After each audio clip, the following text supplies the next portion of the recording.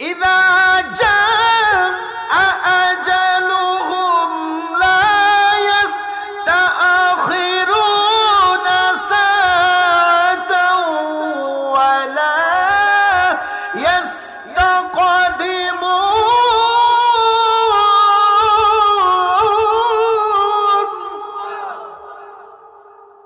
যার যখন সময় হবে, 1 মিনিটও আগে নয়, 1 মিনিটও পরে নয়, যার যখন সময় হবে, যেই জায়গা নির্ধারণ হবে, ওই জায়গার মধ্যে মালাকুল মউত আজরাইল আলাইহিস সালাতু ওয়াস সালাম আপনার সাথে সাক্ষাৎ করবে। আল্লাহু আকবার বলেন। আসার সিরিয়াল আছে, আস্তে আস্তে সিরিয়াল হয়, কিন্তু যাওয়ার কোনো সিরিয়াল নাই। আসেনি? একটু জোরে বলতে হবে, আসেনি? এখন আমরা যেভাবে চলতেছি, এমন সুন্দর করে ঘর বানাই, মনে হয় এই ঘরের মধ্যে আমি আজীবন থাকবো, কোনোদিন আমি মরবো না। বাবারে, এখন যদি আপনি মারা যান, সকাল 8টা-9টা আপনার জানাজার ঘোষণা হয়ে যাবে, ঠিক না বেঠে? এখন আজকে রাত্রে আপনি ঘুমাইলেন, এত সুন্দর ল্যাপ কম্বল গায়ে দিয়া, এত সুন্দর করে আপনি এত আরাম করে ঘুমাইলেন, কালকের রাত্রটা যে আপনার অন্ধকার কবরে শুয়ে থাকতে হবে, এই খবর আমরা কেউ রাখছিনি। সুলাইমান নবীর দরবারে একটা যুবক বসে আছে, সুলাইমান নবীর দরবারে যুবক বসে আছে। যুবক বসে বসে সুলাইমান নবীর জবান থেকে ওনার নুরানি কথাগুলি, আলোচনাগুলি শুনতেছিল। এমন সময় হযরত আজরাইল আলাইহিস সালাতু ওয়াস সালাম তার মৃত্যুর ডায়েরির মধ্যে দেখলেন, কিছুক্ষণ পর এই ছেলেটার মৃত্যু চীন দেশের একটা জায়গার মধ্যে। আল্লাহু আকবার। চীন দেশের একটা জায়গার মধ্যে সুলাইমান নবীর দরবারে যুবক বসে বসে সুলাইমান নবীর কথাগুলি শুনতেছে। এমন সময় জিবরাইল আজরাইল বললেন, আল্লাহ, আপনার এই বান্দার মৃত্যু কিছুক্ষণ পর চীন দেশে, কিন্তু আপনার বান্দা এখানে বসে আছে। মাওলা, আমি এখন কি করব? আমার আল্লাহ বললেন, ওই যুবকটারে তুমি একটু ভয় দেখাও। কি দেখাও? ওই যুবকটারে তুমি একটু ভয় দেখাও। বন্ধুরে আমার, বাবাজিরে আমার, ওই যুবকরে সুলাইমান নবী ভয় দেখাই। সুলাইমান নবীর দরবারে যুবকরে আজরাইল আইসা তার সামনে আইসা চোখ বড় বড় করে তারে ভয় দেখানো আরম্ভ করছে। যুবক এক জায়গা থেকে বসা ছিল, এক জায়গা থেকে উঠে আরেক জায়গার মধ্যে বসছে। মৃত্যু যে আমাদের অবধারিত, যারা যখন যেই জায়গায় হবে, এই ঘটনা থেকে আমরা শিক্ষা পাই। বন্ধুরে আমার, ওই যুবক আরেক জায়গার মধ্যে যায় বসলো। ওই আজরাইল আলাইহিস সালাতু ওয়াস সালাম ওই জায়গার মধ্যে যায় যুবকের দিকে তাকাইয়া বড় বড় করে চোখ করে তাকাইয়া রাখছে। আমার ভাইয়ের বন্ধুরা, বাবাজিরে আমার, এমন সময় যুবকের মনের মধ্যে এমন একটা ভয় লাগলো, সুলাইমান নবীর দরবারে দাঁড়াইয়া বলতেছে, হুজুর, ও সুলাইমান নবী, আমি এই যুবকে আমি তো আপনার দরবারের মধ্যে বসে আছি। হুজুর, কেন জানি আমার ভয় লাগতেছে গো, কেন জানি আমার ভয় করতেছে আপনার দরবারে বসে থাকতে। হুজুর, আপনি একটু বাতাসকে আদেশ করেন, বাতাস যাতে আমাকে এখান থেকে শুধু চীন দেশে নিয়ে যায়, আমি এই জায়গার মধ্যে থাকতে রাজি না। হুজুর বললেন, তুমি কেন চলে যাইবা? হুজুর, আমার ভয় লাগে, আপনি বাতাসে আদেশ করেন, কারণ আপনি তো সুলাইমান নবী, আপনি তো আল্লাহর জলিল কদর একজন পয়গম্বর। সুলাইমান নবী একটা কাঠের উপরে চলতেন, একটা কাঠের টুকরার মধ্যে তিনি চলতেন। এই কাঠের উপরে যখন তিনি দাঁড়াইতেন, বাতাসকে আদেশ করতেন, আদেশ করার সাথে সাথে ওই বাতাস তিনাকে উড়াইয়া যেখানে যাইতে চাইতেন ওই জায়গার মধ্যে নিয়ে যাইতো। জোরে কোন সুবহানাল্লাহ। বন্ধুরে আমার, বাবাজিরে আমার, ওই যুবক সুলাইমান নবীর দরবারে বলতেছে, হুজুর, বাতাসকে আদেশ করেন, আমি চলে যাব চীন দেশে, এই দেশে আমি থাকবো না। সুলাইমান নবী বললেন, ঠিক আছে, তোমার যা মর্জি।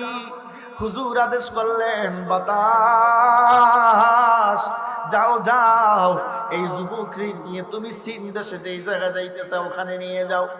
মুহূর্তের মধ্যে বাতাস ওই যুবককে উড়াইয়া উড়াইয়া চীন দেশের একটা পাহাড়ের উপরে নিয়ে রাখলো। যুবক বলল যে এখানে আসি, এবার আমি এবার নিশ্চিন্তে থাকতে পারবো, কারণ ওই জায়গার মধ্যে যেই ব্যক্তি আমাকে ভয় দেখাইছিল ওই ব্যক্তিটা অনেক ভয়ঙ্কর ছিল। এই কথা বলতে বলতে হঠাৎ করে নজর করে দেখে রে, হঠাৎ করে ওই যুবক নজর করে দেখে যেই ব্যক্তিটা সুলাইমান নবীর দরবারে ওই যুবকরে ভয় দেখাইছিল ওই ব্যক্তিটা আইসা ওই যুবকের সামনে হাজির হইয়া গেছে। এবার যুবক হাউমাউ করে কাঁদা আরম্ভ করছে, আপনি কে গো?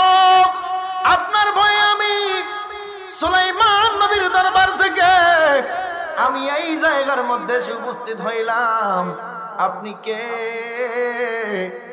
হযরতে আজরাইল আলাইহিস সালাতু ওয়াস সালাম বলতেছে, আমি এমন একজন ব্যক্তি রে, আমি যার মা থেকে সন্তানকে আলাদা করে ফেলি, আমি সন্তান থেকে মাকে আলাদা করে ফেলি, আমি এমন একজন ব্যক্তি। আল্লাহ কোরআন শরীফের মধ্যে বলেন, বিসমিল্লাহির রাহমানির রাহিম,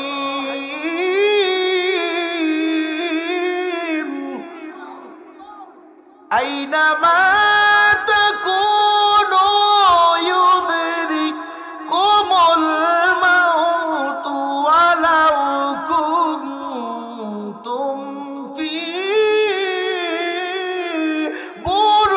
বুরুজিম মুশাইয়াদা। আর জোরে কোন আল্লাহু আকবার। আইনামা তাকুনু ইউদরিকুমুল মাউত, আইনামা তাকুনু ইউদরিকুমুল মাউত ওয়ালাউ কুনতুম ফি বুরুজিম মুশাইয়াদা। তুমি যদি মৃত্যু থেকে পলায়ন করে, তুমি যদি লোহা দিও ঘর বানাও, কোরআন শরীফের 6 পারার মধ্যে আমার আল্লাহ বলতেছে, তুমি যদি মৃত্যু থেকে পলায়ন করে, মৃত্যু থেকে বাঁচানোর জন্য তুমি যদি লোহা দিও ঘর বানাও, ওই জায়গার মধ্যেও মালাকুল মউত তোমার আমার সাথে সাক্ষাৎ করবে। জোরে কোন আল্লাহু আকবার। আর জোরে বল আল্লাহু আকবার।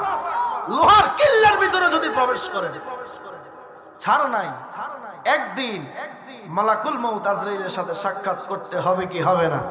আরো জোরে বলেন, হবে কি হবে না?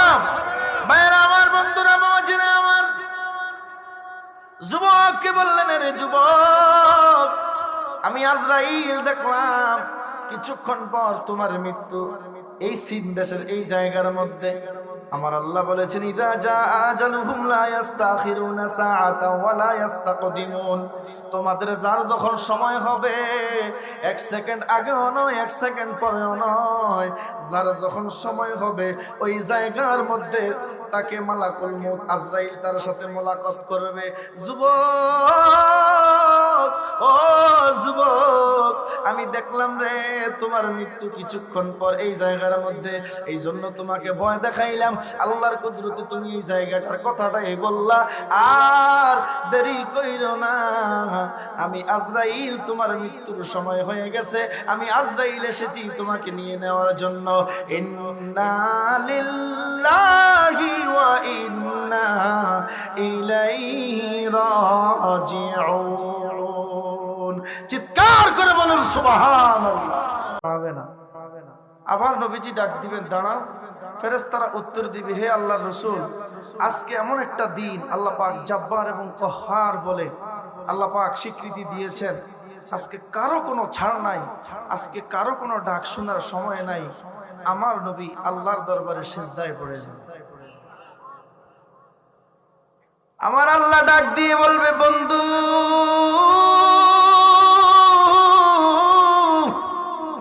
ও মায়ার নবী, দয়ার নবী গো, কেন আপনি আবার সিজদায় পড়লেন?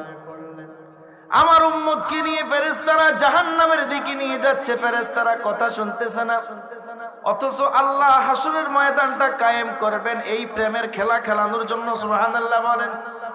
সর্বপ্রথম যখন আমার আল্লাহ মানুষদেরকে ডাক দিবেন, সবাইকে ডাকার আগে রহমাতুল লিল আলামিন আমার দয়াল নবীকে ডাক দিবেন। নবীজিকে ডাক দেওয়ার পরে আমার নবীজি উঠবেন, উঠে চারিদিকে তাকিয়ে দেখবি কেউ নাই, খালি হাউ মাউ করে কাঁদা আরম্ভ করবে, আল্লাহ আপনি বুঝি আমাকে না জানায়া,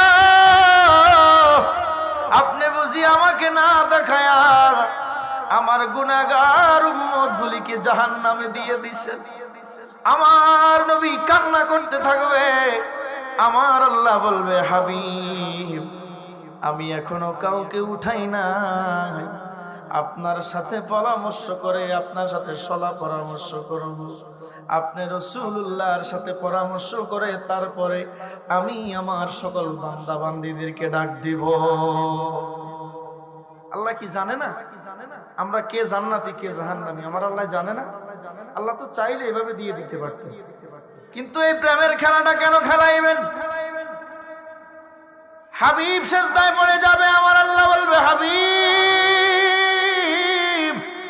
ও বন্ধু আমার মাথা উঠান গো, দুনিয়াতে বহুত কেঁদেছেন, সারা জিন্দেগি ভর 63 বছর কেঁদেছেন, রওজায়ে আতহারের মধ্যে শুয়ে শুয়ে এই গুনাহগার পাগলগুলির জন্য উম্মতি উম্মতি বলে কেঁদেছেন। আজকে আপনার কাদার দিন নয় ফেরেশতারা রে, আমার হাবিবের কথা ব্যতীত একটা কদম সামনে যাইও না। সুবহানাল্লাহ, আস্তে কইলেন, আরো জোরে বলেন সুবহানাল্লাহ। আমি তো জানি এলাকার মানুষের ভিতরে ইশকে মোস্তফায় ভরপুর, সব সুন্নি মুসলমান, ঠিক না বেঠে?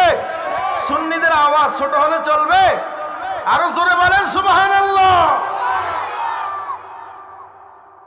বন্ধুরা আমার, বাবাজিরা আমার, রাহমাতুল লিল আলামিন বলবেন ফেরেশতারা দিকে আসো। আল্লাহর ফেরেশতারা আমার নবী দয়াল নবীর সামনে এসে বলবে ইয়া রাসূলুল্লাহ এখন কি করব? আমার এই উম্মতটাকে আবার মিজানের পাল্লায় দাও। মিজানের পাল্লায় দেওয়ার পর আমার নবীজি দেখবেন আগের মতো আবার উম্মতের গুনাহের পাল্লাটা ভারী হয়ে যাচ্ছে, নেকের পাল্লা হালকা হয়ে যাচ্ছে। হাবিব রাহমাতুল লিল আলামিন নুরানি হাত মোবারক থেকে কিছু একটা নেকের পাল্লার মধ্যে রাখবে, রাখার সাথে সাথে আবার তার গুনাহের পাল্লা হালকা হয়ে নেকের পাল্লাটা ভারী হয়ে যাবে। এবার আল্লাহর ফেরেশতারা বলে বান্দা এতক্ষণ ছিলা তুমি জাহান্নামী, জাহান্নাম থেকে এখন তুমি হয়ে গেলা জান্নাতি, চলো আল্লাহর জান্নাতে চলো। এবার তাকে দুলার মতো আদর করে জান্নাতে নিয়ে যাবে। বান্দা ডাক দিয়ে বলবে রে আল্লাহর ফেরেশতারা একটু দাঁড়াও, আপনি কে গো? আপনি কে? আজকে আমার বিপদের দিনে আমি জাহান্নামে প্রায় চলে গিয়েছিলাম, সেই জাহান্নাম থেকে আমাকে বাঁচায়া জান্নাতি বানায়া দিলেন, আপনি কে গো? আমার নবী বলবে পাগলা রে পাগলা রে পাগলা, আমি তোমার নবী দু জাহানের বাদশাহ নবী রাহমাতুল লিল আলামিন।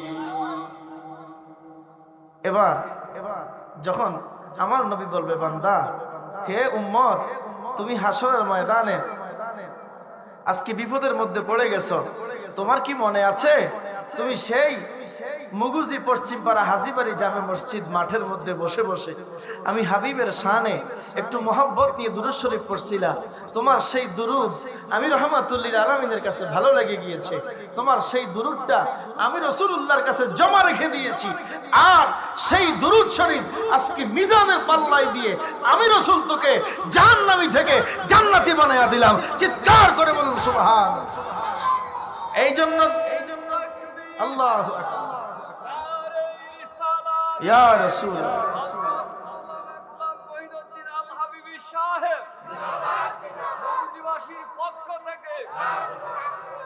এই জন্য মুহাব্বতের সহিত দুরূদ শরীফ পড়ার দরকার আছে না নাই? আরো জোরে বলেন আছে না নাই? যখনই পড়বেন, শুধু মাহফিলে নয় যেখানেই পড়বেন একটু মোহব্বত নিয়ে পড়বেন, যদি কবুল হয়ে যায় নাজাতের জন্য একবার দুরূদ শরীফে পয়সালা জোরে কোন সুবহানাল্লাহ। আসুন একটু মোহব্বতে দুরূদ শরীফ পড়ি। আল্লাহুম্মা সাল্লি মাওলানা ওয়া আলা আলিহি মাওলানা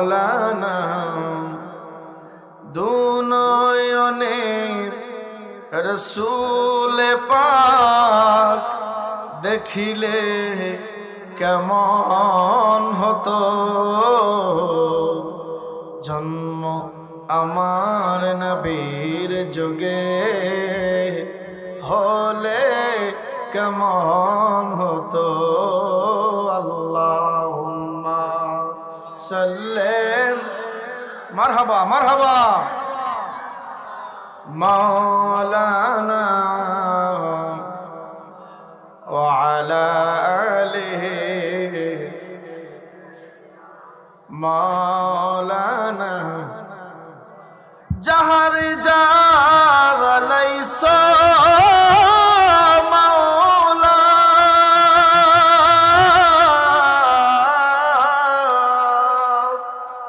ওরে ইশকে নবীর আগুনে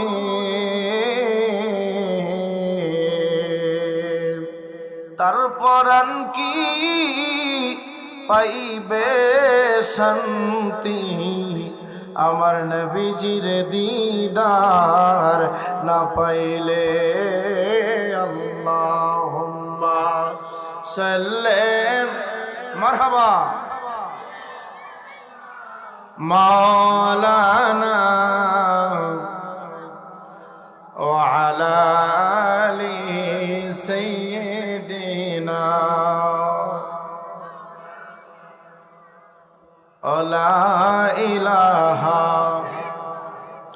জোরে লা ইলাহা লা ইলাহা আমার আল্লাহ ছাড়া মাবুদ নাই, আমার নবীজি ছাড়া উপায় নাই। বলেন আল্লাহ ছাড়া মাবুদ নাই, আমার নবীজি ছাড়া উপায় নাই। হায় হায় ওই নবীকে পাইতে হইলে, ওই নবীকে পাইতে হইলে ওলি আল্লাহর দয়া চাইলা ইলাহা লা ইলাহা লা ইলাহা। আবাই বহু দূরে মদিনা, আমরা কেমনে যাব জানি না। বলেন বহু দূরে মদিনা, আমরা কেমনে যাব। হায় হায় দয়া কর দয়াল আল্লাহ, দয়া করো পুরাও মনের বাসনা লা ইলাহা লা ইলাহা জোরে লা ইলাহা লা ইলাহা লা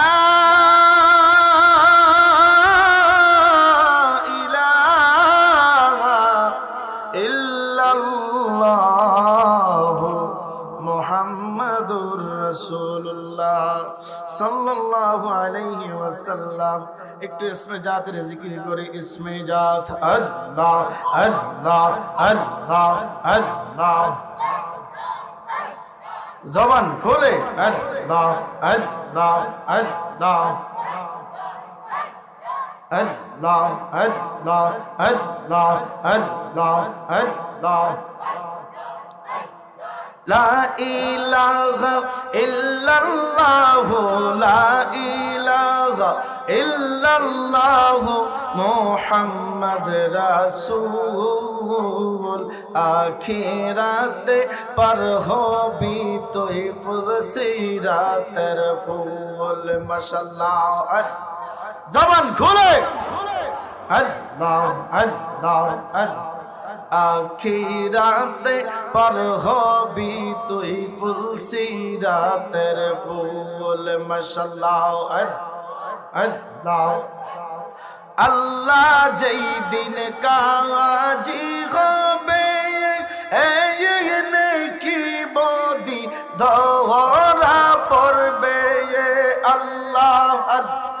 আল্লাহ, জবান খুলে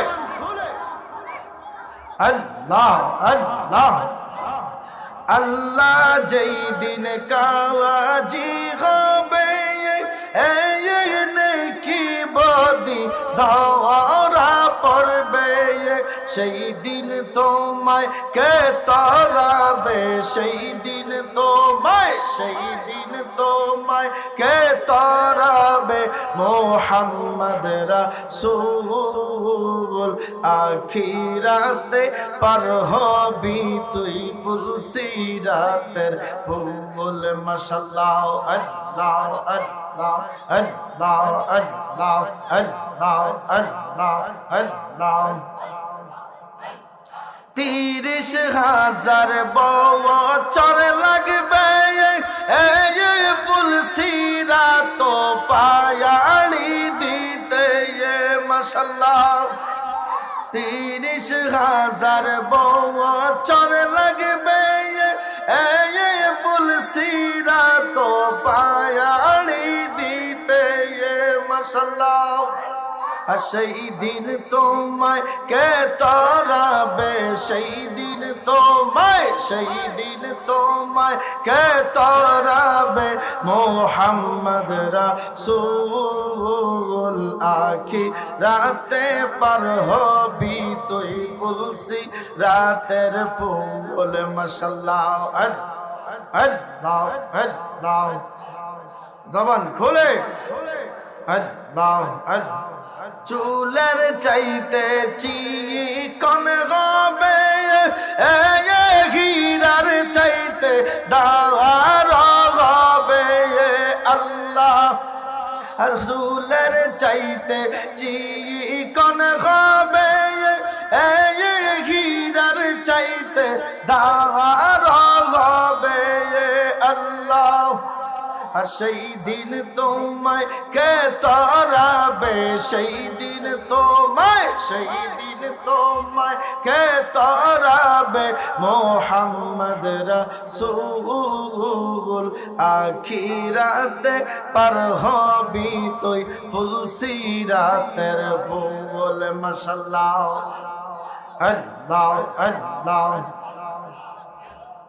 আল্লাহ আল্লাহ আল্লাহ আল্লাহ আল্লাহ আল্লাহ। একসাথে আল্লাহ আল্লাহ আল্লাহ আল্লাহ। লা ইলাহা ইল্লাল্লাহুর রাসূলুল্লাহ সাল্লাল্লাহু আলাইহি ওয়াসাল্লাম। উপস্থিত মুগুজি পশ্চিম পাড়া হাজীবাড়ি জামে মসজিদ প্রাঙ্গণে আয়োজিত যুব সমাজের উদ্যোগে বাৎসরিক ওয়াজ ও দোয়ার মাহফিলের সম্মানিত সভাপতি হযরত মাওলানা মুহাম্মদ আব্দুল কুদ্দুস সাহেব, আজকের মাহফিলের অনেকের নাম এখানে প্রধান অতিথি জনাব হাজী মোহাম্মদ আব্দুর রব চেয়ারম্যান সাহেব, প্রধান মেহমান গাজী কাউসার আহমেদ সাহেব, আজকে যিনি প্রধান আকর্ষণ পীর তরিকত আমার অত্যন্ত শ্রদ্ধাভাজন মহব্বতের ভাই হযরত মাওলানা গোলাম মুস্তাফা শামসুদ্দোহা বারি, সম্মানিত পীর সাহিব কেবলা, কাঠালিয়া আলতাফিয়া দরবার শরীফ লাকসাম। আজকের মাহফিলে বিশেষ বক্তা হিসেবে আমার পূর্বে যিনি আলোচনা করেছেন আলহাজ মাওলানা মোহাম্মদ আবুল বাশার ফারুকি সাহেব, বারাকাল্লাহু ফি হায়াতি, সকলে বলি আমিন।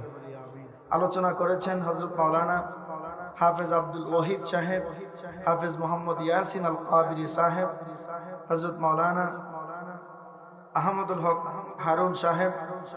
মাহফিল পরিচালনায় রয়েছেন হযরত মাওলানা হাফেজ জাকির হোসেন আল কাদরি সাহেব সহ স্টেজে উপস্থিত হযরত উলামায়ে কেরাম। আমার সামনে উপবিষ্ট রয়েছেন আল্লাহ প্রেমিক, রসুল প্রেমিক, অলি প্রেমিক, সরল মনা সুন্নি মুসলমান ভাই বন্ধু বাবাজিরা, সকলকে আমি আবারও মহব্বতপূর্ণ সালাম দিচ্ছি। আসসালামু আলাইকুম ওয়া রাহমাতুল্লাহি ওয়া বারাকাতুহু। সর্বপ্রথম সেই মহান মুনিব মালিকের দরবারে শুকর ও সুজুদ আদায় করি, যিনি মহান রব্বুল আলামিন আমাদেরকে আজকে এই মুগুজি পশ্চিমপাড়া হাজীবাড়ির জামে মসজিদ মাঠে যাচাই বাছাই করে, এলাকায় তো কত মানুষ আছে, আছে না নাই?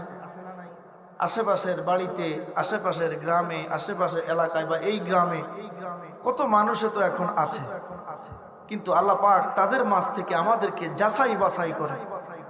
আল্লাহ পাক আমাদেরকে ভালোবেসে মায়া করে, মহব্বত করে।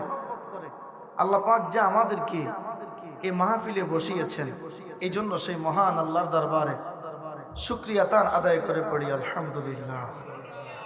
আরো শুকরিয়া আদায় করি যিনি আমাদেরকে শুধু মাহফিলেই বসান নাই, উলামায়ে কেরামের জবান থেকে কোরআন হাদিসের আলোচনা শোনার, আল্লাহ পাকের ইসমে জাতের জিকির করার, আল্লাহর প্যারা হাবিব আফতাবে নবুয়ত শাহান শাহে রিসালাত শামসুল হিদায়াত সাইয়্যিদুস সাকালাইন শাফিউল মুজনবিন রাহমাতুল লিল আলামিন নূরুন আলা নূর আমার দয়াল নবী নূর নবী মুহাম্মদুর রাসূলুল্লাহ সাল্লাল্লাহু আলাইহি ওয়াসাল্লামের শান ও মানে কয়েক মর্তবা দুরূদ শরীফ পড়ার তৌফিক এনায়েত করেছেন। এই জন্য সেই মহান রব্বে করিমের দরবারে কালিমাতুশ শুকর আদায় করে পড়ি আলহামদুলিল্লাহ। আরো জোরে বলি আলহামদুলিল্লাহ।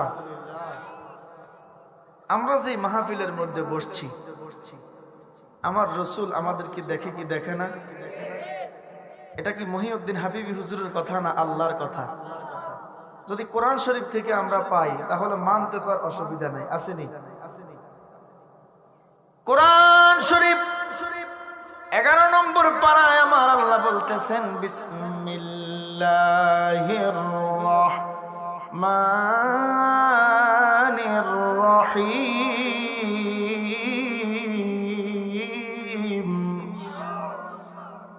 وقل اعملوا فسيرى الله عملكم ورسوله والمؤمنون।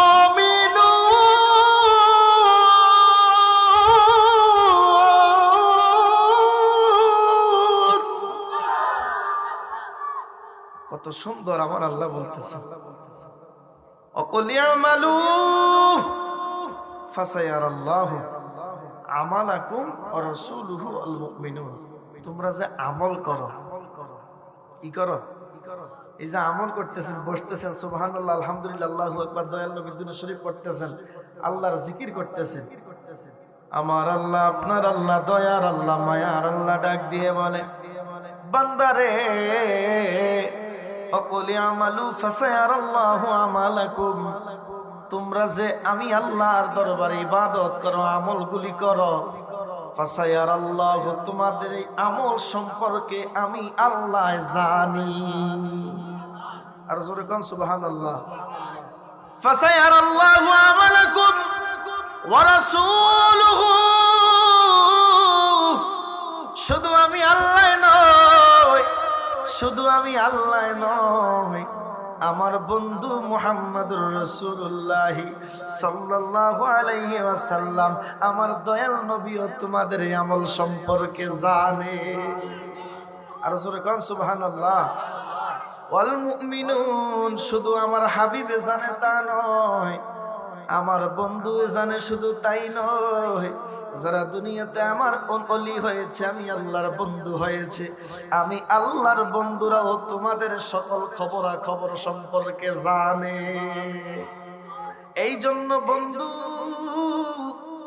আজকে মাহফিলে বসছি তাবারুকের আশায় নয়, আমার আল্লাহর সন্তুষ্টি, আল্লাহর রসুলের সন্তুষ্টির উদ্দেশ্যে, ঠিক না বেঠে? সবাই মাহফিলে বসলাম আল্লাহ আল্লাহর রসুলের সন্তুষ্টির উদ্দেশ্যে। যদি কোনো প্রকার গর্ব থাকে মনের ভিতরে, কোনো আমল কবুল হবে না, কোনো ইবাদত কবুল হবে না। হযরত ইমাম গাজ্জালী রাহমাতুল্লাহি আলাইহির জীবনী খুললে পাওয়া যায়, ইমাম গাজ্জালী রাহমাতুল্লাহি আলাইহির দৈনন্দিন কিছু আমলের কর্মসূচি ছিল। তিনি ফজরের নামাজ পড়তেন, ফজরের নামাজের পর ঘরের দরজা জানালা বন্ধ করে ইমাম গাজ্জালী আল্লাহর কোরআন তেলাওয়াত করতেন। হঠাৎ করে একদিন মনে হইল, আমি ইমাম গাজ্জালী প্রত্যেক দিন কোরআন তেলাওয়াত করি, প্রত্যেক দিন আমি ইমাম গাজ্জালী কোরআন তেলাওয়াত করি, কিন্তু দুনিয়ার মানুষ তো দেখে না, কারণ যেই ব্যক্তি কোরআন তেলাওয়াত করে, তেলাওয়াতকারী যেমন সওয়াবের অধিকারী হয়, যিনি কোরআন তেলাওয়াত শুনে ওই ব্যক্তিও তেমন সওয়াবের অধিকারী হয়। জোরে বলেন সুবহানাল্লাহ। এই জন্য বন্ধু, ইমাম গাজ্জালী রহমাতুল্লাহি আলাইহি একদিন তিনি তিনার ঘরের দরজা জানালাগুলি খুলে দিয়ে বসে বসে আল্লাহর কোরআন তেলাওয়াত শুরু করলেন।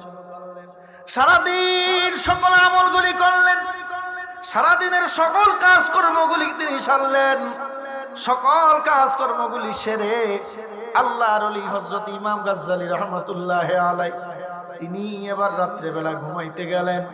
ঘুমের ঘরে স্বপ্নে দেখে দুইটা ব্যক্তি তার সামনে দিয়ে বড় বড় দুইটা বড় বড় ডায়েরি নিয়ে হেঁটে যাচ্ছে। আল্লাহু আকবার বলেন। তিনি বললেন, আরে ভাই, তোমরা কারা? একটু দাঁড়াও, তোমাদের মতো মানুষ তো আমি কখনো দেখি নাই। ইমাম গাজ্জালী রাহমাতুল্লাহ আলাইহিকে ওই দুইজন ব্যক্তি বললেন, তুমি আমাদেরকে ভাই বলে সম্বোধন করলা, আমরা তো তোমার ভাই নয়, আমরা আল্লাহর ফেরেশতা। কিরামান কাতিবিনা ইয়ালামুনা মা তাফআলুন।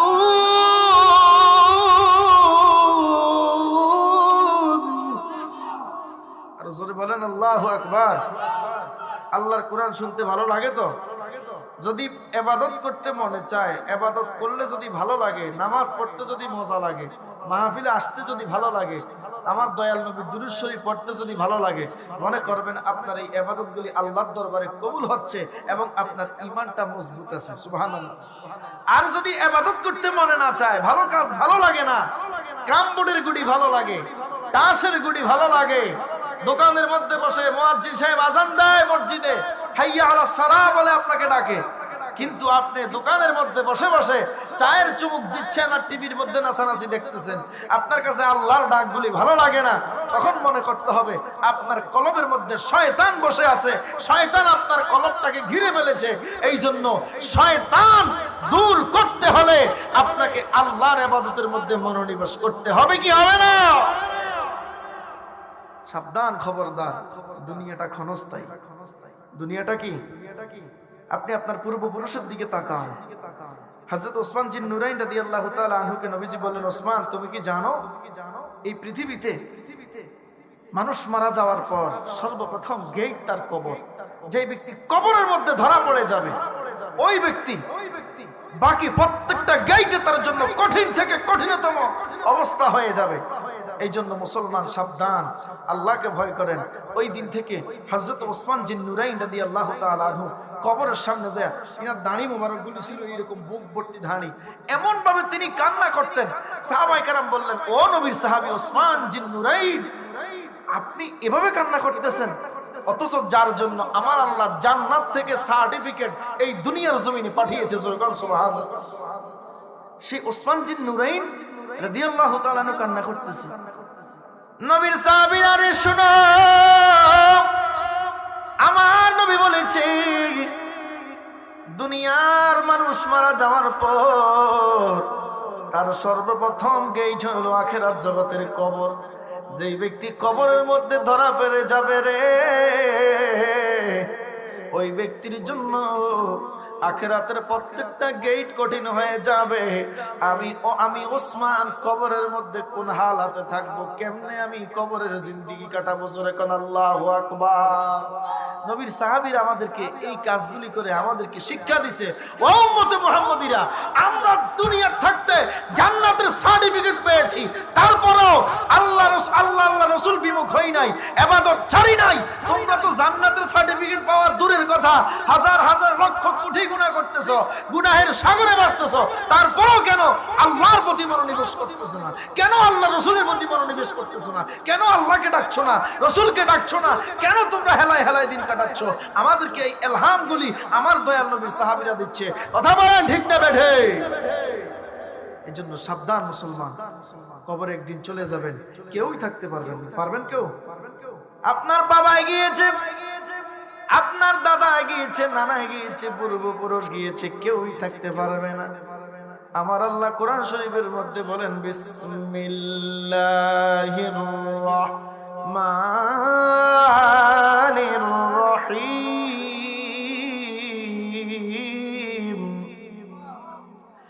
ইযা জাআ আজালুহুম লা ইস্তাখিরুনা সাআতাও ওয়া লা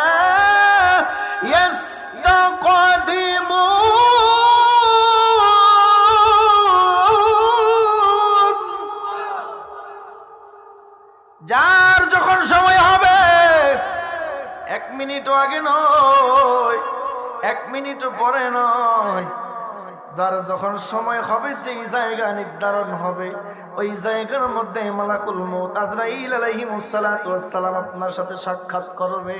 আল্লাহু আকবার বলেন।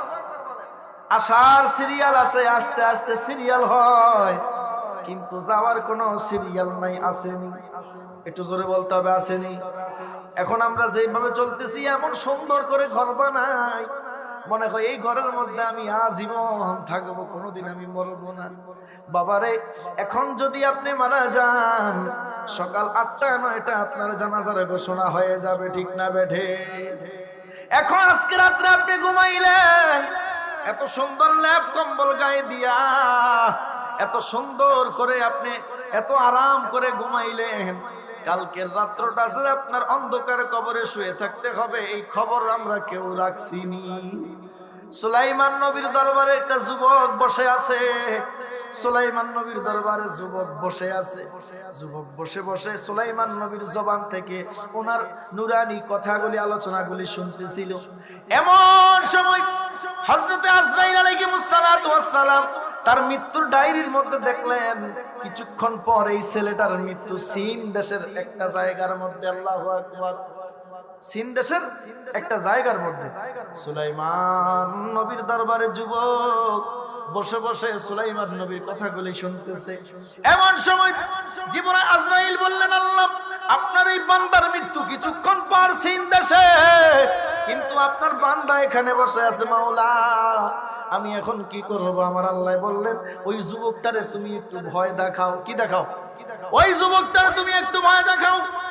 বন্ধুরে আমার, বাবাজিরে আমার, ওই যুবকরে সুলাইমান নবী ভয় দেখাই। সুলাইমান নবীর দরবারে যুবকরে আজরাইল আইসা তার সামনে আইসা চোখ বড় বড় করে তারে ভয় দেখানো আরম্ভ করছে।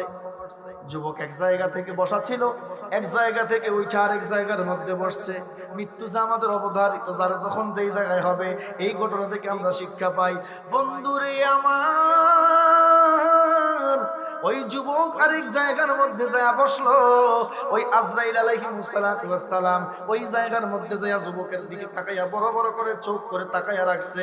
আমার ভাইয়ের বন্ধুরা, বাবাজিরে আমার, এমন সময় যুবকের মনের মধ্যে এমন একটা ভয় লাগলো, সুলাইমান নবীর দরবারে দাঁড়াইয়া বলতেছে, হুজুর, ও সুলাইমান নবী, আমি এই যুবককে আমি তো আপনার দরবারের মধ্যে বসে আছি। হুজুর, কেন জানি আমার ভয় লাগতেছে গো, কেন জানি আমার ভয় করতেছে আপনার দরবারে বসে থাকতে। হুজুর, আপনি একটু বাতাসকে আদেশ করেন, বাতাস যাতে আমাকে এখান থেকে শুধু চীন দেশে নিয়ে যায়, আমি এই জায়গার মধ্যে থাকতে রাজি না। হুজুর বললেন, তুমি কেন চলে যাইবা? হুজুর, আমার ভয় লাগে, আপনি বাতাস আদেশ করেন, কারণ আপনি তো সুলাইমান নবী, আপনি তো আল্লাহর জলিল কদর একজন পয়গম্বর। সুলাইমান নবী একটা কাঠের উপরে চলতেন, একটা কাঠের টুকরার মধ্যে তিনি চলতেন। এই কাঠের উপরে যখন তিনি দাঁড়াইতেন বাতাসকে আদেশ করতেন, আদেশ করার সাথে সাথে ওই বাতাস তিনাকে উড়াইয়া যেখানে যাইতে চাইতেন ওই জায়গার মধ্যে নিয়ে যাইতো। জোরে কোন সুবহানাল্লাহ। বন্ধুরে আমার, বাবাজিরে আমার, ওই যুবক সুলাইমান নবীর দরবারে বলতেছে, হুজুর, বাতাসকে আদেশ করেন, আমি চলে যাব সিন দেশে, এই দেশে আমি থাকবো না। সুলাইমান নবী বললেন, ঠিক আছে, তোমার যা মর্জি। হুজুর আদেশ করলেন, বাতাস যাও যাও, এই যুবককে নিয়ে তুমি সিন দেশে যেই জায়গা যাইতে চাও ওখানে নিয়ে যাও। মুহূর্তের মধ্যে বাতাস ওই যুবককে উড়াইয়া উড়াইয়া সিন দেশের একটা পাহাড়ের উপরে নিয়ে রাখলো। যুবক বলল যে এখানে আসি, এবার আমি এবার নিশ্চিন্তে থাকতে পারবো, কারণ ওই জায়গার মধ্যে যেই ব্যক্তি আমাকে ভয় দেখাইছিল ওই ব্যক্তিটা অনেক ভয়ঙ্কর ছিল। এই কথা বলতে বলতে হঠাৎ করে নজর করে দেখে রে, হঠাৎ করে ওই যুবক নজর করে দেখে যেই ব্যক্তিটা সুলাইমান নবীর দরবারে ওই যুবকরে ভয় দেখাইছিল ওই ব্যক্তিটা আইসা ওই যুবকের সামনে হাজির হইয়া গেছে। এবার যুবক হাউমাউ করে কাঁদা আরম্ভ করছে, আপনি কে গো? আপনার ভয়ে আমি সুলাইমান নবীর দরবার থেকে আমি এই জায়গার মধ্যে এসে উপস্থিত হইলাম, আপনি কে? হযরতে আজরাইল আলাইহিস সালাতু ওয়াস সালাম বলতেছে, আমি এমন একজন ব্যক্তি রে, আমি যার মা থেকে সন্তানকে আলাদা করে ফেলি, আমি সন্তান থেকে মাকে আলাদা করে ফেলি, আমি এমন একজন ব্যক্তি। আল্লাহ কোরআন শরীফের মধ্যে বলেন, বিসমিল্লাহির রাহমানির রাহিম, আইনামা তাকুনু ইউদরিকুমুল মাউতু ওয়ালাউ কুনতুম ফি বুরুজিম মুশাইয়াদা। আর জোরে কোন আল্লাহু আকবার। আইনামা তাকুনু ইউদরিকুমুল মাউত, আইনামা তাকুনু ইউদরিকুমুল মাউত ওয়ালাউ কুনতুম ফি বুরুজিম মুশাইয়াদা। তুমি যদি মৃত্যু থেকে পলায়ন করে, তুমি যদি লোহা দিও ঘর বানাও, কোরআন শরীফের 6 পারার মধ্যে আমার আল্লাহ বলতেছে, তুমি যদি মৃত্যু থেকে পলায়ন করে, মৃত্যু থেকে বাঁচানোর জন্য তুমি যদি লোহা দিও ঘর বানাও, ওই জায়গার মধ্যেও মালাকুল মউত তোমার আমার সাথে সাক্ষাৎ করবে। জোরে কোন আল্লাহু আকবার। আর জোরে বল আল্লাহু আকবার। লোহার কিল্লার ভিতরে যদি প্রবেশ করে, ছাড় নাই, একদিন মালাকুল মউত আজরাইলের সাথে সাক্ষাৎ করতে হবে কি হবে না? আরো জোরে বলেন, হবে কি হবে না? ভাইরা আমার, বন্ধুরা, বাবাজিরা আমার, যুবককে বললেন, রে যুবক, আমি আজরাইল দেখলাম কিছুক্ষণ পর তোমার মৃত্যু এই সিন দেশের এই জায়গার মধ্যে। আমার আল্লাহ বলেছেন, ইদা জা আজালুহুম লা ইস্তাখিরুনা সাআতাও ওয়া লা ইস্তাকদিমুন।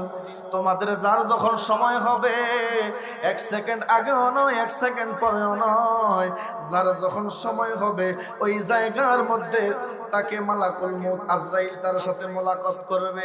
যুবক, ও যুবক, আমি দেখলাম রে তোমার মৃত্যু কিছুক্ষণ পর এই জায়গার মধ্যে, এই জন্য তোমাকে ভয় দেখাইলাম। আল্লাহর কুদরতে তুমি এই জায়গাটার কথাটাই বললা, আর দেরি কইরো না, আমি আজরাইল, তোমার মৃত্যুর সময় হয়ে গেছে, আমি আজরাইল এসেছি তোমাকে নিয়ে নেওয়ার জন্য। ইন্না লিল্লাহি ওয়া ইন্না ইলাইহি রাজিউন। চিৎকার করে বলুন সুবহানাল্লাহ। আর জোরে বলা যাবে কি সুবহানাল্লাহ? এই জন্য বন্ধুরে আমার, সময় থাকতে একটু শুধরানোর দরকার আছে না নাই? সময় কার কখন চলে যায় এটা কেউই আমরা বলতে পারবো না। পারবেন কেউ বলতে? কেউই বলতে পারবো না। যার যখন সময় হবে, যার যখন যেই জায়গার মধ্যে মালাকুল মউত আজরাইল আলাইহিস সালাতু ওয়াস সালাম আসবে, কেউই ছাড়া নাই, কারো কোনো প্রকার ছাড়া নাই। সবাই একদিন মালাকুল মউত আজরাইলের সাথে সাক্ষাৎ করতে হবে। আখিরাত জগতের সর্বপ্রথম গেট হইল কবর। ওই কবর থেকে যদি বাঁচতে চান, তাহলে আমার আল্লাহ ইবাদত করার দরকার আছে না নাই? আমার দয়াল নবীকে ভালোবাসার দরকার আছে না নাই?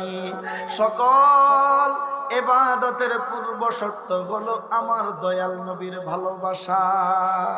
কোনো সান্দুবে নাই, এক কদম সামনে যাইতে পারবে না আমার দয়াল নবীর ভালোবাসা ব্যতীত। যত বেড়ায় যত রকমের বাহাদুরি করুক না কেন, আমার হাবিব কামলেওয়ালা দু জাহানের বাদশার ভালোবাসা যদি অন্তরের মধ্যে না থাকে, অন্তরের মধ্যে যদি হাবিবের মোহাব্বত ইশক না থাকে, তাহলে ওই ব্যক্তি যত ইবাদত করবে কোনো ইবাদত আল্লাহর দরবারে কাজে আসবে না। আল্লাহ তুমি আল্লাহ নামের সাথে নাম মিশাইলা এত সুন্দর করে, লা ইলাহা ইল্লাল্লাহ পড়লাম, মুহাম্মদ রাসূলুল্লাহ দিয়া দিলা, সুবহানাল্লাহ। আজান দেয় মুয়াজ্জিন, মুয়াজ্জিনের আজানের সাথে সাথে কামলেওয়ালা নবীর নাম, আল্লাহ কয় আমার নাম নিবা, আমার নামের সাথে সাথে আমার হাবিবের নাম নিবা, সুবহানাল্লাহ। অতএব বন্ধুকে বন্ধুকে আমার আল্লাহ নিজে ভালোবেসেছে।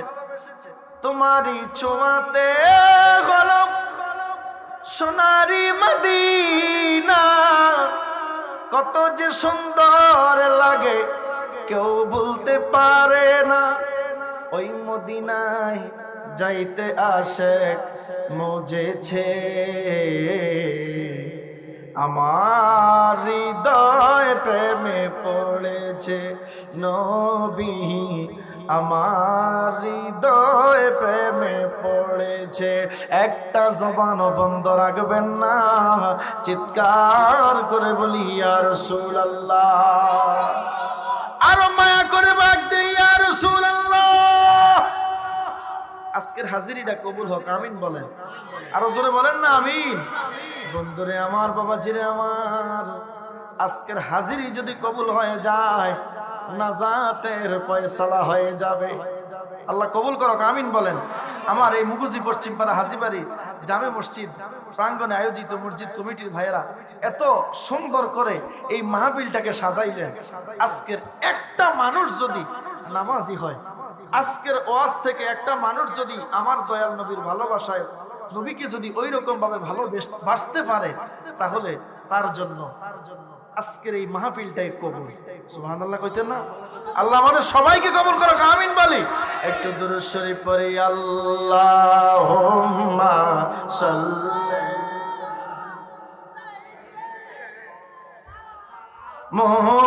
মুহাম্মাদ নবী শাফিয়ানা মুহাম্মাদ, আল্লাহুম্মা সাল্লি সাইয়্যিদিনা মুহাম্মাদ নবী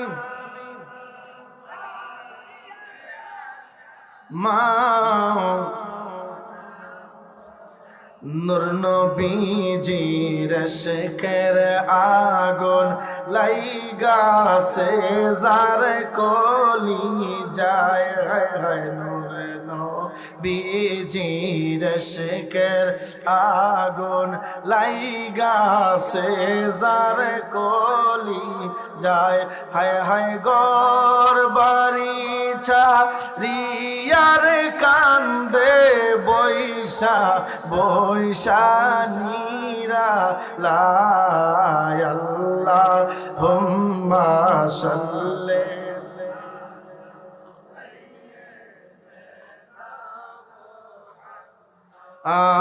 আদনাবি। মারহাবা মারহাবা। না মাওলানা মুহাম্মাদ নবী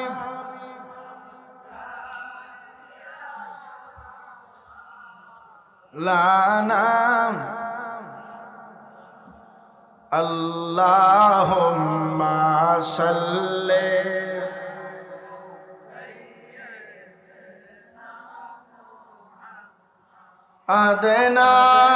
আদনাবিয়ানা মাওলানা। চিৎকার করে বলি ইয়া রাসূলুল্লাহ, আবার জোরে বলি ইয়া রাসূলুল্লাহ।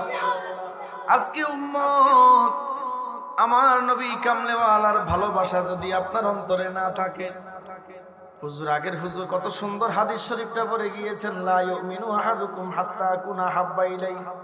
এই হাদিস শরীফ তো আছে আরেকটা হাদিস শরীফের মধ্যে আছে হুব্বুর রাসূল মিনাল ঈমান, আমার নবীর ভালোবাসাই হলো ঈমান। জোরে কোন সুবহানাল্লাহ। বন্ধুরে আমার, আল্লাহর হাবিবের ব্যাপারে উম্মতের ধারণা থাকতে হবে একরকম। আজকে আমাদের সমাজে নবীর ব্যাপারে ধারণা করা হয় আরেক রকম, একরকম। কথা বলেন ঠিক না বেঠিক? আমার হাবিবের ব্যাপারে কত রকমের ফিতনা পাসাদ জামানার মধ্যে শুরু হয়ে গেছে। এমন এমন কথা বলে মনে হয় তার সাথে নবীর সাথে কোনো সাক্ষাৎ হবে না। মনে রাখবা, তোমাকে যখন কবরে দেওয়া হবে বিসমিল্লাহি ওয়া আলা মিল্লাতে রাসূলিল্লাহ বলে কামলে ওয়া আলা নবীর মিল্লাতে তোমাকে কবরে রাখা হবে। কথা বলেন ঠিক না বেঠিক? সাবধান, খবরদার। আমার হাবিবের ব্যাপারে কামলে ওয়া আলা নবীজির ব্যাপারে শব্দ চয়ন করতে খুব সতর্ক। কারণ কোরআন শরীফের মধ্যে আমার আল্লাহ বলেন বিসমিল্লাহির রাহমানির রাহিম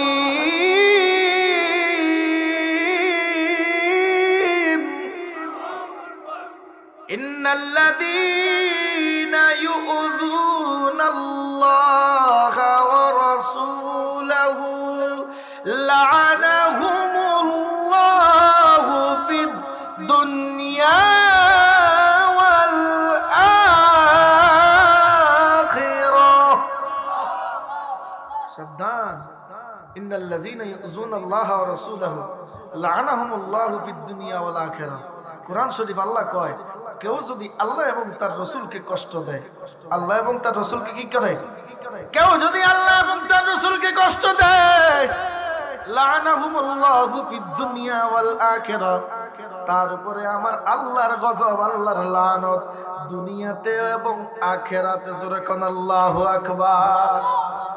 ওয়া আ'আদ্দা লাহুম আযাবাম মুহিনা।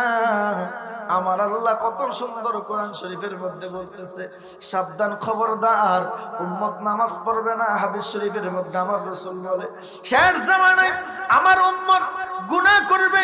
আরে বাবা, মদিনা শরীফ গেছি, কি সুন্দর, রওজা মুবারকের সামনে একটা হাদিস শরীফ লেখা আছে, শাফাআতি লি আহলিল কাবাইরি মিন উম্মতি। জোরে কোন সুবহানাল্লাহ।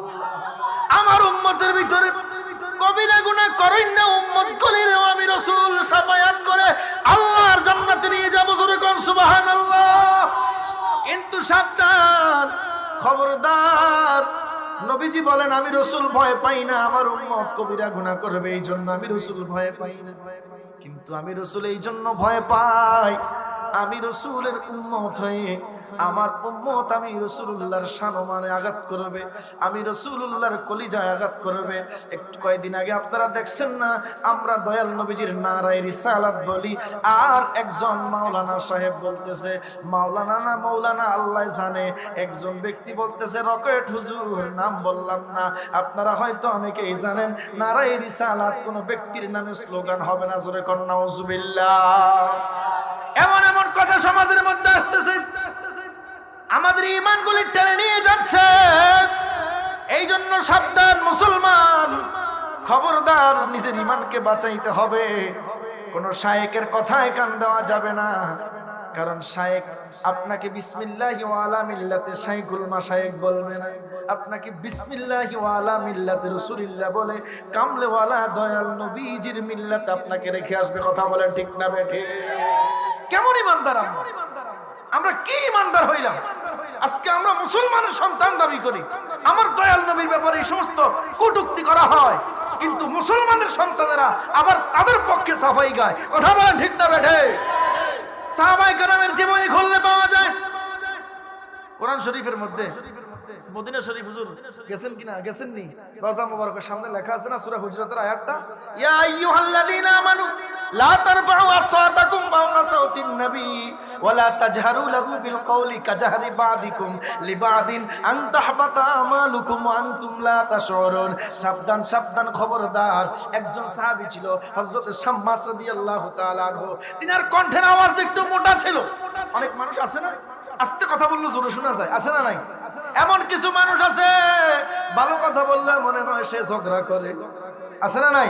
এমন কিছু মানুষ, এটা তার দোষ না, এটা তার অভ্যাসটা এমন, ঠিক না বেঠিক? আমার ভাইয়েরা, বন্ধুরা, বাবাজিরা আমার, শাম্মাস রাদিয়াল্লাহু তাআলা আনহু, তিনার কণ্ঠের আওয়াজটা একটু মোটা ছিল। তিনি যখন রাসূলুল্লাহর দরবারের মধ্যে কথা বলতেন, যখন আমার দয়াল নবীর সামনে কথা বলতেন, তখন ওই ব্যক্তি, ওই সাহাবীর গলার আওয়াজটা একটু মোটা হইতো। আমার আল্লাহর সহ্য হয় নাই রে, সহ্য হয় নাই রে, সহ্য হয় নাই। আমার আল্লাহ কয়, ইয়া আইয়ুহাল্লাযীনা আমানু লা তারফাউ আসওয়াতাকুম ফাওকা সাওতিন নাবিয়্যি। হে ঈমানদারেরা, ও ঈমানদারের দল, শুনে নাও, ইয়া আইয়ুহাল্লাযীনা আমানু লা তারফাউ, তোমরা উঁচু করিও না, উঁচু করিও না, উঁচু করিও না, আও আসওয়াতাকুম ফাওকা সাওতিন নাবিয়্যি, তোমাদের গলার আওয়াজ আমার দয়াল নবীর সামনে জোরে কোন আল্লাহু আকবার। সাবধান, খবরদার, হাবিবের শানে বেয়াদবি করা যাবে না। এই আয়াত নাযিল হওয়ার পর আল্লাহ বলছে, আনতাহ বাতা আমালুকুম ওয়া আনতুম লা তাশউরুন। আমার আল্লাহ বলে, আনতাহ বাতা আমালুকুম ওয়া আনতুম লা তাশউরুন। তুমি যদি আমার হাবিবের শানে যদি একটু বেয়াদবি করো, গলার আওয়াজ যদি বেড়ে যায়, আমি আল্লাহ তোমার সকল ইবাদতগুলিকে আমি সারখার করে দিব, জ্বালাইয়া পোড়াইয়া শেষ করে দিব। চিল্লায়া করেন আল্লাহু আকবার। এই আয়াত নাযিল হওয়ার পর সাহাবীরা আমার রাসূলের দরবারে এই নিঃশ্বাসটা পর্যন্ত আসতে ফেলতেন। সুবহানাল্লাহ। নিঃশ্বাসের ব্যাপারেও তিনারা সতর্ক ছিলেন যে আমার আল্লাহ যে বলছে হাবিবের শানে, আল্লাহ একটা আয়াত দিয়ে শুধু বোঝায় নাই যে আমার নবীর গলার আওয়াজের উপরে তোমাদের কণ্ঠের আওয়াজ যাতে বেড়ে না যায়, না, এটা শুধু বুঝায় নাই। এই আয়াত দিয়ে আল্লাহ আমাদেরকে হিংস দিচ্ছেন, আল্লাহ আমাদেরকে ইশারা দিয়ে বলে দিচ্ছেন যে কোনোভাবেই নয়, কোনো ব্যাপারে নয়, আমার হাবিবের কথার উপরে কোনো কথা চলবে না, আমার বন্ধুর সাথে কোনো প্রকার বেয়াদবি চলবে না। যদি বেয়াদবি করো, তোমার সকল আমলগুলি আমি আল্লাহ বরবাদ করে দিব। চিল্লায়ে কোন ইয়া রাসূলুল্লাহ। আল্লাহু আকবার, ইয়া রাসূলুল্লাহ।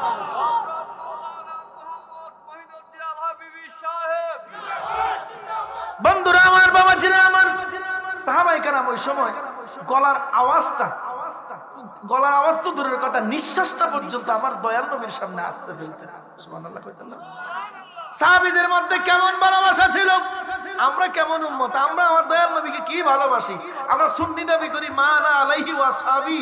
রাসূল বলেছেন, তোমরা বাঁচার জন্য একটা দল, ৭৩টা দলের ভিতরে একটা দল জান্নাতে যাবে, সেটা হলো মা আনা আলাইহি ওয়া আসহাবি, আমি রাসূল এবং আমার সাহাবীদেরকে যারা অনুসরণ করেছে। সুবহানাল্লাহ বলেন।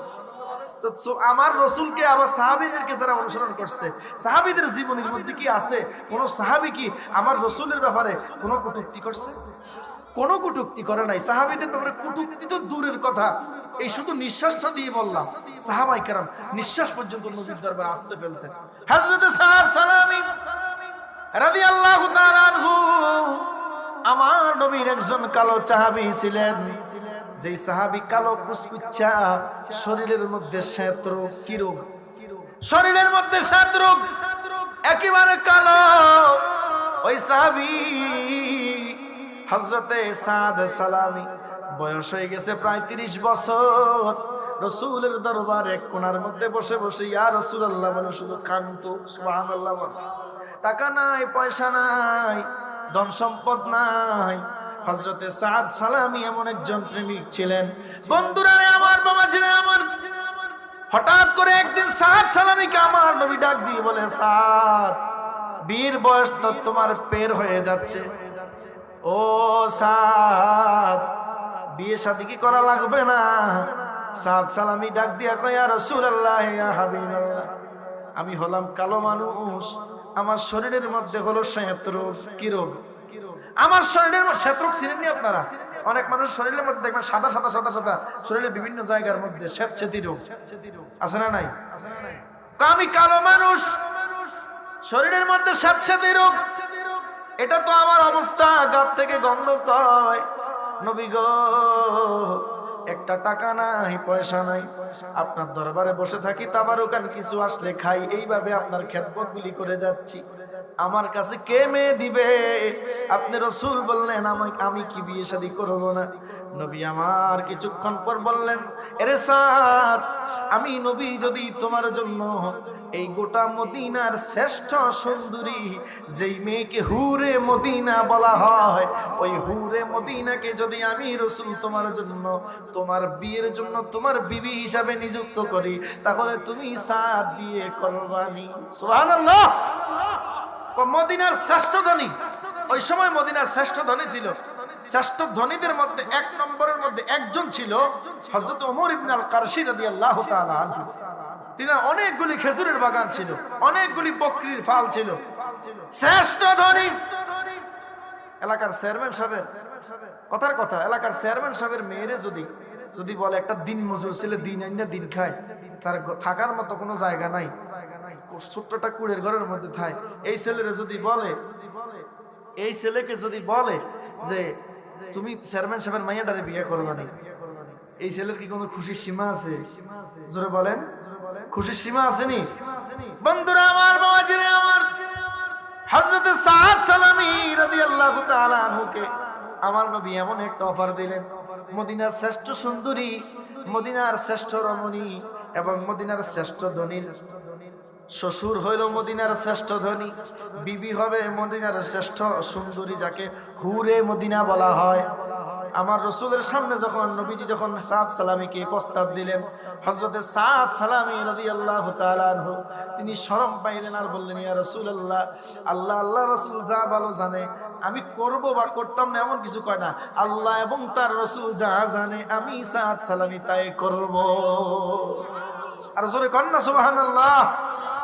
আমগো দেশের সল্লা মইল্লারে যদি এরকম একটা অফার দিতে হইতো, লাফের লগে তিনে ধরতো, কথা কয় না, ঠিক না বেঠে? সাদ সালামীকে আমার নবী বললেন, সাদ চিঠি নিলেন হাতের মধ্যে, আমার নবী এবার লিখলেন, ওমর ইবনে আল কারশী, আমি একজন বর, তোমার মেয়ে হুরে মদিনার জন্য আমি একজন বরকে নিযুক্ত করলাম। সিল মুবারক দিয়া আমার নবী বললেন, সাদ এবার যাও, তুমি চলে যাও। কোথায়? ওমর ইবনে আল কারশীর বাড়িতে। সাদ সালামী রাদিয়াল্লাহু তাআলা আনহু চিঠিটা হাতে নিয়ে হযরত সাদ সালামী রাদিয়াল্লাহু তাআলা আনহু ওমর ইবনে আল কারশীর বাড়ির দিকে রওনা দিল। সুবহানাল্লাহ। ভালোবাসার জায়গা মদিনা, ও ভালো লাগার জায়গা। একটু চলবেনি, একটু বলবেন তো, এদিকে চলেনি এগুলি, আমি তো ভয়ে কই না, চলেনি একটু? আশিকের রাসূলের কাছে তো একটু একটু ভালো লাগে, আলহামদুলিল্লাহ বলেন না? ভালোবাসার জায়গা মদিনা, ও ভালো লাগার জায়গা মদিনা শরীফে নূরের খাজিনা, মদিনা শরীফে নূরের খাজিনা, আশিক ছাড়া অন্য বোঝে না ভালোবাসার জায়গা মদিনা, ভালোবাসার জায়গা, ভালো লাগার জায়গা। একদিন তো চলে যাব, সঙ্গে তো কেউ যাবে না, একদিন তো চলে যাব, সঙ্গে তো কেউ যাবে না, যাবে আমার শাহে মদিনা, ও ভালোবাসার জায়গা না, ভালোবাসার জায়গা মদিনা, ভালো লাগার জায়গা। আমার ভাইরা, বন্ধুরা, বাবাজিরা আমার, সাদ সালামী সিটিটা হাতে নিয়ে মনের খুশিতে হেল্লাদুল্লাহ ওমর ইবনে আল কারশীর বাড়ির সামনে যায়, দরজার সামনে যায় দাঁড়াইলেন, দরজার সামনে যায় সালাম দিলেন। সব সময় মনে রাখবেন, কারো বাড়িতে গেলে আগে তার ঘরে ঢুকার আগে তাকে সালাম দিতে হয়, এটা আমার নবীর সুন্নাত। নবীজির কি? আর নাহলে আমগো দেশের মানুষ আছে না, বাড়িতে যায় বলে, এ খৈল্লার বাপ বাইতে আছেন নিও, উম্মুকের বাপ বাইতে আছেন নিও, এটা কি নবীজির সুন্নাত? এটা নবীজির সুন্নাত নয়। আমার নবীজিকে এক সাহাবী আয়েশা বলতেছে, ইয়া রাসূলুল্লাহ, আইয়ুল ইসলামি খায়রুন, নবীজি ইসলামের মধ্যে উত্তম কাজ কোনটা? সুবহানাল্লাহ কইতেন না? আরো জোরে কর না সুবহানাল্লাহ। আমার নবীজি বললেন, আফসুস সালাম। সুবহানাল্লাহ। কি কর? আফসুস সালাম, মানুষের সাথে দেখা হইলে সালাম বিনিময় করো না। জোরে কর সুবহানাল্লাহ। তুতঈমুত তুআম, আমার রাসূল দ্বিতীয়বার বলতেছে কি? তুতঈমুত তুআম, মানুষকে খাওয়াও, এটা ইসলামের মধ্যে উত্তম কাজ। সুবহানাল্লাহ কর না। আর আমাদের দেশে চল্লা কইলা কয় 4 দিন না 40 জায়েজ নাই, খাবানের দরকার নাই, মানুষ খাবাইয়া কি লাভ। অথচ রাসূল কয় উম্মতের মধ্যে, ইসলামের মধ্যে উত্তম কাজ হলো মানুষকে খাওয়ানো। মানুষকে খাওয়াই এত আনিব হেডা কয় না, কয় না আমাকে এতিমখানা আছে, এতিমখানা দিয়ালাম কিনতেন আপনি এই জন্য খাওয়াইতেন, কথা কয় না, আছে না নাই? এইরকম ফতোয়া দিয়ে নিজেদের এতিমখানা নিজেদের মাদ্রাসার মধ্যে ঘুরে এলায়, আছে না নাই? এই গ্রুপটাই দেখবেন ঈদে মিলাদুন নবী কইলে কয় বেদাত, কিন্তু ঈদুল আজহার সময় বেদাত কয় না, কারণ ঈদুল আজহা যদি বেদাত কয় সামরার টাকা পাইতো না। আপনারা কি বেজার হইছেন? বন্ধুরা আমার, বাবাজিরা আমার, মানুষকে খাওয়ানো তো তেইমুত তো আম, তবে খানাটা হইতে হবে হালাল। কি হইতে হবে? খানাটা কি হইতে হবে? হালাল খাবার হইতে হবে। হারাম খাইলে কবুল হবে ইবাদত? হাদিস শরীফে আমার রাসূল বলে ইন্নাল্লাহা তাইয়্যিবুন লা ইয়াকবালু ইল্লা তাইয়্যিবা, যে আমার নবী রাহমাতুল লিল আলামিন বলে নিশ্চয়ই আল্লাহ পবিত্র, আমার আল্লাহ গ্রহণ করেন পবিত্র জিনিস। সুবহানাল্লাহ কোন? আল্লাহ অপবিত্র নয়, আমার আল্লাহ অপবিত্র জিনিস গ্রহণও করেন না। সুবহানাল্লাহ কোন? এই যে আরে এখন তো কথায় কথায় কথায় এসে যায়, যারা আজকে আমাদের দেশে সমাজের ভিতরে এই এক মহাব্যাধি সুদ এবং ঘুষ সমাজের মধ্যে চলতেছে কিনা, আরো জোরে বলেন চলতেছে কিনা? সমাজের মধ্যে এই ব্যাধির জ্বালায় কোনো যেই দিকে যাইবেন ওই দিকে মহাব্যাধি, এই মহা অসুখ মহামারীর মতো, কথা বলে ঠিক না ব্যাঠিক? এই ওয়াজ করলে তো কইব না হুজুরে গিয়া ভালা না, কথা বল আল হাক্কুল মুররু, হক কথা তিতা লাগে, হক কথা কইলে কইব ভালো লাগে না। কো হুজুর একটু সম্মান কোন ভালো লাগবো, কিন্তু এই কথা বইলেন না। বন্ধুরে আমার, আপনি যদি 10 দিরহাম দিয়া 10 টাকা দিয়াও যদি একটা পোশাক কিনেন, এই পোশাকের মধ্যে যদি 1 টাকা যদি আপনার হারামের থাকে, এই পোশাক পরে আল্লাহর ইবাদত করতে করতে যদি ধনুকের মতো বাঁকা হয়ে যান, একটা ইবাদত আল্লাহর দরবারে কবুল হবে না। জোরে কোন নাউজুবিল্লাহ, একটাও কবুল হবে না। সুদের টাকা ঘুষের টাকা খাইয়া আপনি আল্লাহর ইবাদত করবেন, মসজিদের মধ্যে সামনের কাতারে যায় বসবেন, বড় হুজুর, আপনি মসজিদের বড় মুসল্লি, দাড়ি ভাঙায় লাইছেন। আমাদের দেশে অনেক আছে সুদ ঘুষ অফিসে থাকিয়া মোটা মোটা বান্ডিল খায়া শেষ জামার শেষ বেলায় ফরমেশনের টাকা টাকা পাইয়া মক্কা মদিনা ঘুরে আসে, হজ করে আসে। এত সোজা হজ কবুল কি এত সোজা? আপনারা কি রাগ হন বাবা? আপনারা কি রাগ হচ্ছেন? কেউ রাগ হইেন না, একটু হক কথা বলার দরকার আছে না নাই? এই মহাব্যাধি সমাজ থেকে দূর করার দরকার আছে না নাই? বন্ধুরে আমার নবী রাহমাতুল লিল আলামিন, এই যে মেরাজের মাস, আগামী মাসটা তো মেরাজের মাস, জমাদিউল আউয়াল জমাদিউস সানি চলতেছে এখন, এই আর অল্প কয়েকদিন আছে, এরপরে তো রজবের মাস, মেরাজের রাতে রাহমাতুল লিল আলামিন, ফাকিজের কথাটা উঠছে বইলাই। আমার নবী রাহমাতুল লিল আলামিন মেরাজের রাতে নবীজি জাহান্নামের মধ্যে প্রবেশ করলেন। আল্লাহর হাবিব মেরাজের রাতে জাহান্নামের মধ্যে প্রবেশ করে দেখতেছেন একটা গ্রুপ, তাদের গলার মধ্যে একটা সাপ পেঁচাইয়া রইছে, ওই সাপের চোখের উপর দিয়ে কালো দাগ, ওই সাপের চোখগুলি আগুনের মতো বর্ণ, চোখের উপরে কালো কালো দাগ। এই সাপ ওই লোকের চেহারার মধ্যে শুধু সুবল মারতেছে, আল্লাহু আকবার কইতেন না? ওই সাপের জবান থেকে একটা কথা আসতেছে, ওই সাপ বলতেছে আমি তোমার ওই সম্পদ, যেই সম্পদ তুমি জমাট করে রাখিছিলা ওই ব্যাংকের মধ্যে, ব্যাংকের অ্যাকাউন্টের মধ্যে তুমি যে সম্পদ জমায়া রাখছো, সম্পদের যাকাত ঠিকমতো আদায় করো নাই, আমি তোমার ওই সমস্ত সম্পদ, আজকে সম্পদের মজা নাও। এই কথা বলে শুধু তার চেহারার মধ্যে শুধু সুবল মারতেছে। আমার রাসূল বলে ওই সাপটা কারো শরীরের মধ্যে যদি একবার সুবল দেয়, তাহলে ওই ব্যক্তির শরীরের মধ্যে একটা সুবলের কারণে 40 বছর পর্যন্ত এই সাপের বিষ থাকবে। জোরে কর নাউজুবিল্লাহ। কি লাভ? 30, 40, 50, 60 বছরের জিন্দিগি, কি লাভ? মরে গেলে চলে যাবেন কবরে, এই ফুতেরে জিরে এগুলি দিয়ে যাবেন, সন্তানের দিয়ে যাবেন, তারা এই সম্পদ নিয়ে করবো মারামারি, সম্পদের পাহাড় করে দিয়ে যাবেন। আব্বা আমার এটা দিয়ে গেছে, আব্বা আমার এটা দিয়ে গেছে, এমনি সন্তানেরা মারামারি লাগে না? কতক্ষণ লাগে কি না? এমনও সন্তান আছে টাকা পয়সার লাইগা মা বাবার লাশ পর্যন্ত মাটি দিতে দেয় না, খাট ধরে রাখে, আছে না নাই? বিভিন্ন নিউজগুলি আমরা পাই। তো কি লাভ এই সম্পদের পাহাড় করে? এই সম্পদ যদি আপনার জন্য কালসাপ হয়ে যায়, আমার নবী বলেন হাসরের ময়দানে এমন কিছু মানুষ উঠবে যাদের পেট গুলি থাকবে মটকার মতো। মটকা চিনেননি? মুরব্বীরা চিনবে। এই এলাকার মধ্যে আছে কিনা আমি জানি না। আগে আমি মুরব্বীদের কাছ থেকে শুনতাম, আপনারা যেমন বাউনির মধ্যে ধান রাখতেন, বাউনির মধ্যে ধান রাখতো না, সেই ধান চুরাইয়া চাইল বানাইয়া মটকার মধ্যে ঢুকাইয়া রাখতো। এখন না চাউলের ড্রাম। আগে মুরব্বীরা বলতে পারবেন মটকাটা, ঠিক না? একটা মটকা মাটি দিয়া সিমেন্ট দিয়া বানাইতো। আমার রাসূল বলে হাসরের ময়দানে এমন কিছু মানুষ উঠবে রে, তাদের পেটগুলি থাকবে মটকার মতো, আর তাদের এই পেটগুলির মধ্যে শুধু সাপ আর সাপ থাকবে, শুধু সাপ আর সাপ থাকবে। পেট ভর্তি সাপ নিয়ে উঠবে, কিন্তু তাদের পেটের সামনের জায়গাটা থাকবে গ্লাসের মতো। কিসের মতো? মসজিদের মধ্যে থাই গ্লাস লাগায়, এই পাশ থেকে মসজিদের ভিতরে কি আছে বাহির থেকে ভিতরে দেখা যায়।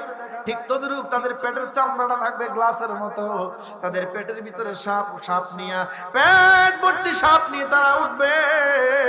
সাহাবীরা কয়, ইয়া রাসূলুল্লাহ, এটা কোন গ্রুপ? আমার নবী বলেন, ওই গ্রুপটা হইল যেই গ্রুপ দুনিয়ার জমিনে হারাম খেয়েছে, যেই গ্রুপ দুনিয়ার জমিনে সুদ খেয়েছে।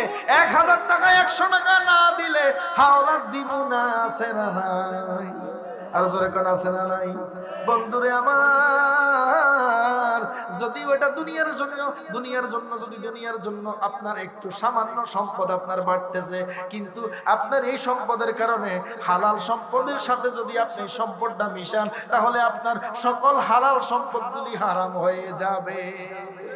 10 মণ দুধের ভিতরে 1 ফোঁটা সোনা ফেললে পুরা দুধ যেমন নাপাক হয়ে যায়, ঠিক তদরূপ পবিত্র 1 কোটি টাকার সাথে যদি আপনি একটা সুদের 1 টাকা যদি এটার ভিতরে ঢুকাইয়া দেন, তাহলে আপনার গোটা 1 কোটি টাকায় হারাম।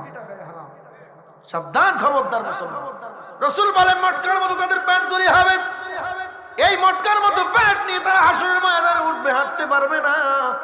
হায় রে, আজকে কত মানুষ সম্পদ মেরে দেয়, কত মানুষ আছে ভাইয়ের সম্পদ ভাইয়ে দেয় না, আছে না নাই?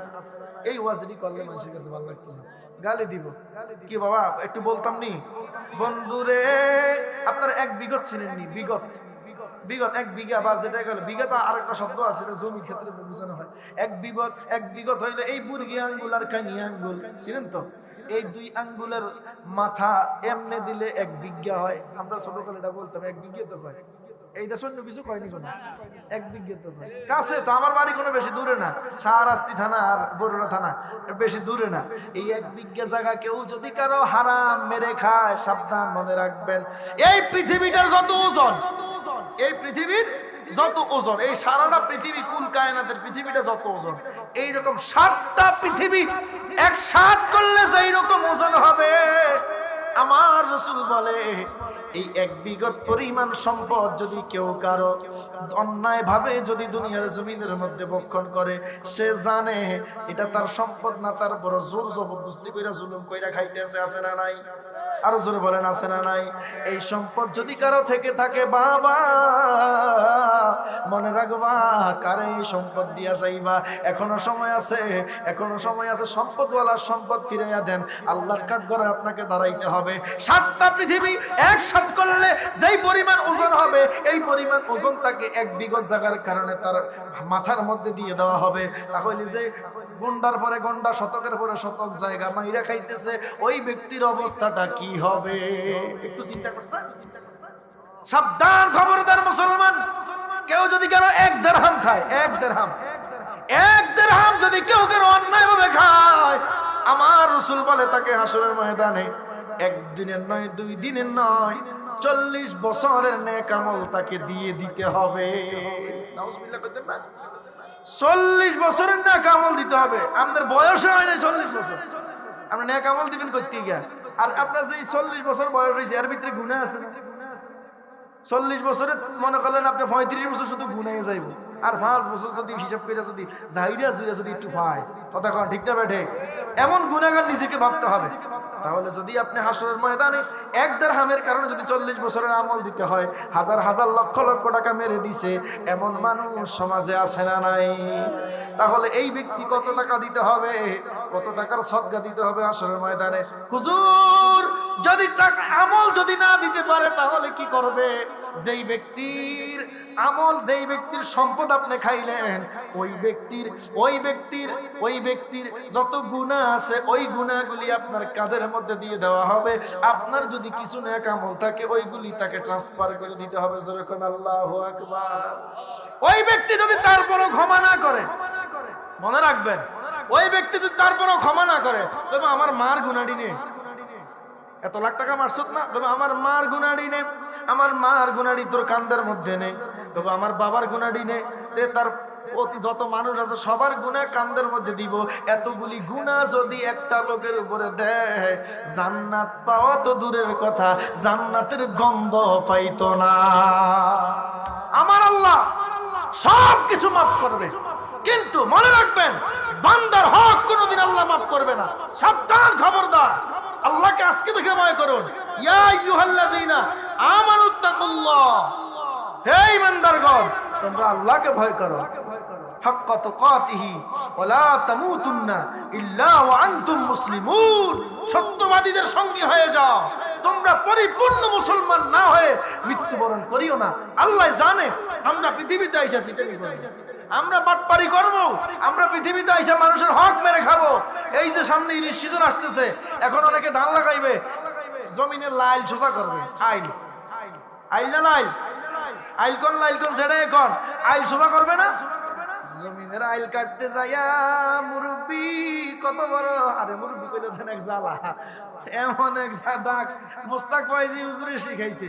মুরব্বি কইলে অনেক মুরব্বি যদি মুরব্বি কইও ডাক দেই, হে মিয়া মাইন্ড করে কথা কন, তাই মিয়া মুরব্বি কইলে আপনি আমারে মস্করা করেন, এই মুরব্বি ওর কোন জানা। যাই হোক, সমাজের মধ্যে এমন কিছু ভালো ভালো মানুষ আছে, কিন্তু মাঠের মধ্যে যাইয়া ঘুষ দেয়। ঘুষছিলেন তো, লুঙ্গিটারে ঘুরাইয়া পিছন দিয়া ঘুষ দেয়, ঘুষ দিয়া শুরু করে আল্লাহর নাম লইয়া আরেকজনের আইল কাটা। আইল এটা আসিল 1 হাত 1.5 হাত, এটারে কাটতে কাটতে ফাও দিয়া হাঁটবে, এই হাঁটার মতো জায়গাও নাই, আছে না নাই? 2 বছর পরে যদি জমি বেচতে যায়, জমি বেচতে গেলে দেখে 2 হাত জায়গা, আইল কাটতে কাটতে ঠেলতে ঠেলতে 2 হাত জায়গা আরেকজনের জমির খাইয়া লাইছে, আছে না নাই? বন্ধুরে আমার মনে রাখবেন, হারাম কেমনে হয়।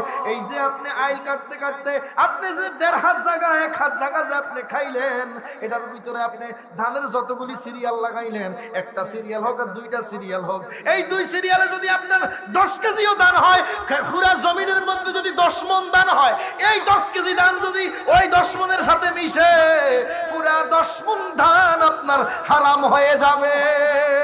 নাউজুবিল্লাহ বলেন। সাবধান, খবরদার। আইল কাটার আগে চিন্তা করেন, হায় রে এত বড় জমির ধান আমি কেমনে এই আইল কাইটা আরেকজনের জমির ভিতরে ঢুকাইয়া আরেকজনের সম্পদের উপরে ধান লাগাইয়া আমি কেমনে নষ্ট করতেছি। আল্লাহ আমাদের বুঝতে, আমিন বলেন, আরো জোরে বলেন না আমিন। এটি করবেন নি কেউ?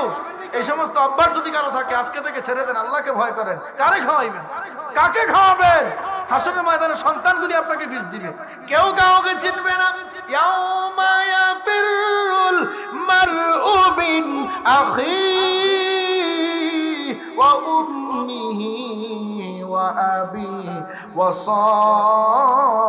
সাহিবাতিহি ওয়া বানিহি। এমন একটা দিন আসবে রে, কেউ কাউকে চিনবে না।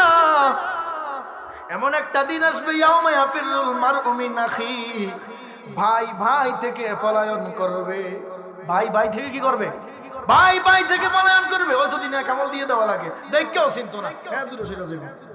ইয়াউমা ইয়াফিরুল মারউ মিন আখিহি ওয়া উম্মিহি ওয়া আবিহি, মা এবং বাবা সন্তানকে চিনবে না। চিনবে ঠিকই, চিনার পরেও সে তার থেকে আলাদা হয়ে যাবে, কারণ নেক আমল নিয়ে আবার দেওয়া লাগে।